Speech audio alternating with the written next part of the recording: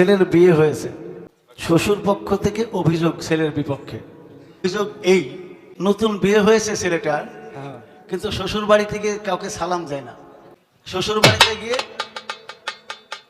বাড়িতে গিয়ে কারোর সঙ্গে কথা বলে না। কয়টা দোষ?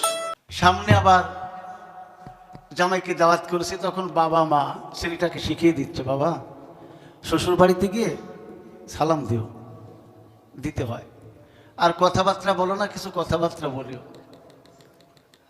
তো ছেলেটা প্রস্তুত নিয়ে যাচ্ছে যে সালাম আজকে দিব। তো ছেলেটা রাস্তা দিয়ে যায়, এমন সময় হাটের দিন, শ্বশুর মহাশয় হাটের দিকে যায়, যেতে গিয়ে রাস্তার ধারে পোশাক ফিরতে পারছে। তো যে বাবা মা শিখিয়ে দিয়েছে শ্বশুরে সালাম দিবে, ওই অবস্থায় সালাম দিচ্ছে, আসসালামু আলাইকুম। কামটা কি ভালো করছে না? যাই হোক, শ্বশুর কোন রকম ম্যানেজ করছে, ওয়ালাইকুম সালাম বাবা। তো সালাম দিয়েছে, এবার কথা বলবে, কথা বলতেছে। আব্বা বলে, বাবা আপনি বিয়ে করছেন?